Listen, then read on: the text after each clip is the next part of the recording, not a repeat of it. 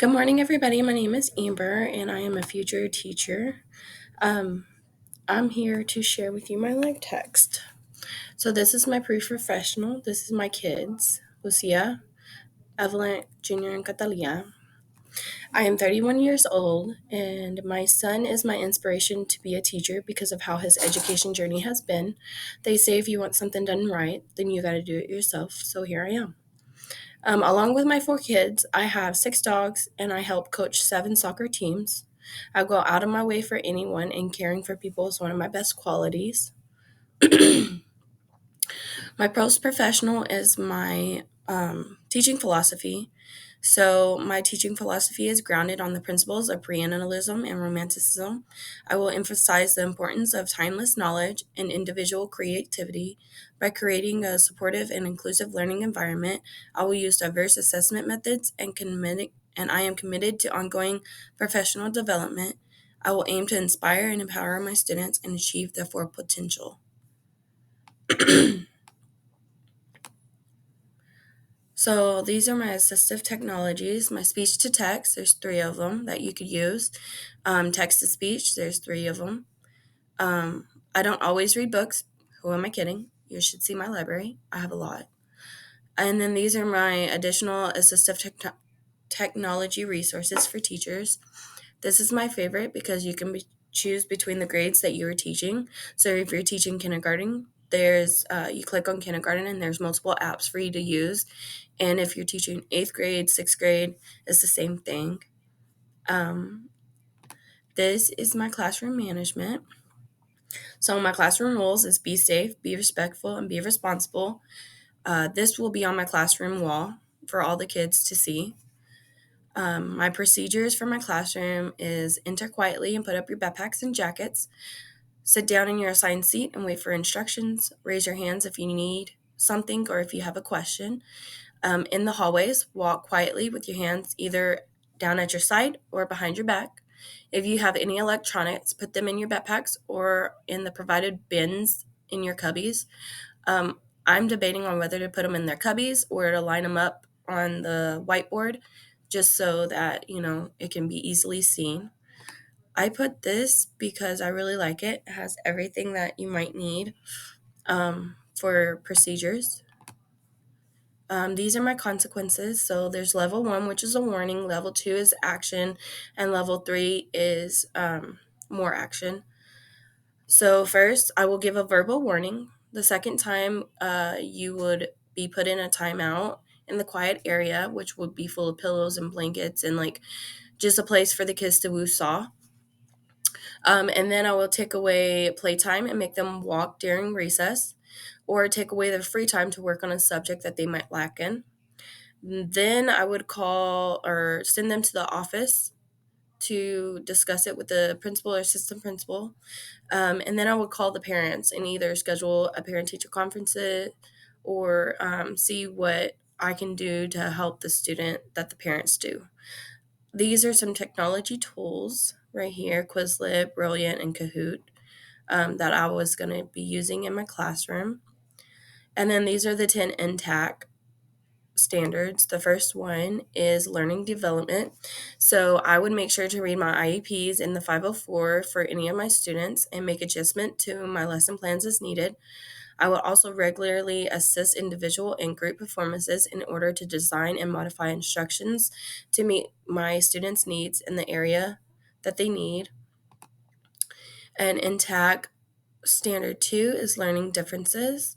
I like this one because this is why you need to differentiate your lesson plans. These kids all have different needs. And then NTAC Standard 3 is learning environments. So I would have my students use the I can statements because if you're focusing on negative outcomes, then you're going to be a negative student. But if you're focusing on what you can do, then you'll be a positive student. I will get to know and address students' needs, organize physical environment, encourage teamwork and collaboration, involve students in my classroom decisions, prioritize social emotional learning, give personal feedback on assignments, be open to students' feedback, and foster positivity through curriculum and teaching methods. NTAC Standard 4 is content knowledge.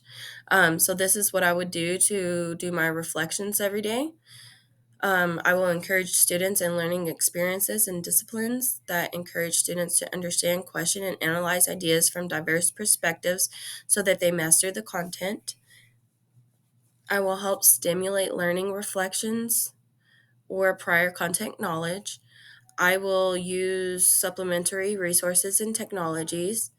I will create opportunities for my students to learn, practice, and master academic language in their content. I will understand major concepts, assumptions, debates, and processes of inquiry and ways of knowing that they are central to disciplines I teach. I will know and use the academic language of discipline and know how to make it accessible to learners. I will recognize potential of the bias in my representation of the disciplines and seek to appropriately address problems of bias. And I am committed to work towards each student's mastery of disciplinary content and skills. NTAC 5 is application of content. I like this because it's culturally inclusive classroom, and this is how you get it. And then I have this artifact. Let me open it.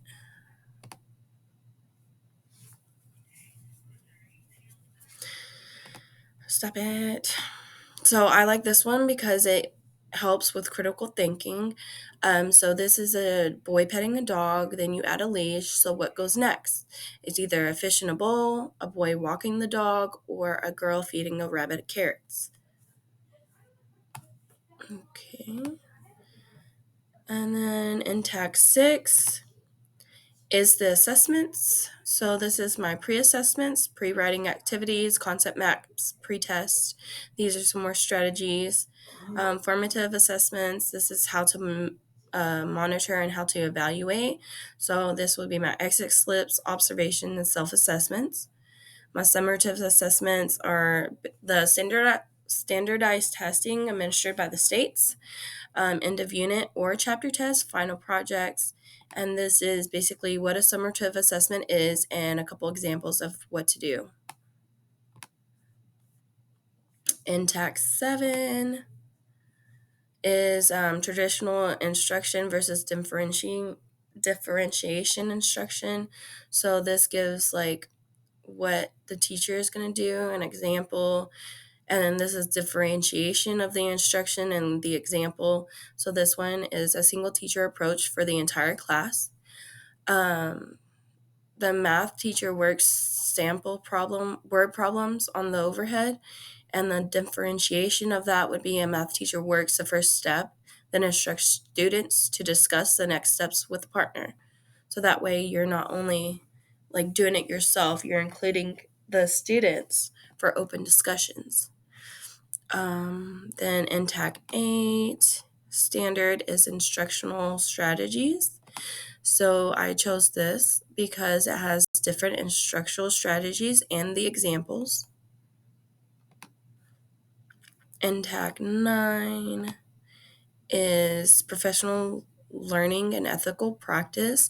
So we did this a couple of weeks ago with the social media guidelines and the code of ethics, where we had to choose between the two scenarios and figure out what the teacher did wrong and how they can improve. So I just put the standards and guidelines right here. And then NTAC 10 is leadership and collaboration. So I will use this to collaborate with the parents. That way they don't feel like I am downing them or trying to tell them that I know more than they do. I would use, I have noticed your child has done this, this, and this is how I am supporting the child in the classroom. And you can support your child at home by trying this, this, and this. What do you think? I feel like that's more of a friendly way to talk to a parent and get them involved in their child's education journey. So I personally want to utilize weekly newsletters sent home every Friday to update parents and students on the oncoming week's classroom activities and events. It will include what we just got done learning for the week, resources to help the students at home with review of what they have learned, what we are learning in the upcoming week, resources to help the students prepare for those lessons, and special activities and events going on at the school. I also want to give a student each week, a different student each week, a spotlight or a shout out of something that they did or said um, that helped another student, or like just something out of the ordinary that most people wouldn't think of. Like if we have a student with disabilities or something, and there's one student in the classroom that goes above and beyond every week, I want to put that child at least once in the spotlight. That way, I will encourage good behavior and it'll help students understand that when you have good behavior, you get rewarded. Um, I will schedule regular parent teacher conferences when needed, not outside of the normal parent teacher conferences, just to go over academic or behavior or anything that the student might need help in. I will have an open online portal like Class Dojo to provide access to grades, assignments, and resources that I think that would help my students. I will also be doing weekly check-ins with parents to make sure we are on the same page, because I want the parents to feel like they can contact me if they ever need to. I want to know, like, if there's anything going on at home that might affect the child's academic learning, and vice versa. So I added this little resources for teachers at the bottom. So the number one thing is to report child abuse. You can go to this website. This one is 9 resources for teaching digital literacy. This one has 25 best resources for critical thinking. And then this one has 10 literacy resources for teachers. Um, yeah, I just like those. But thank you.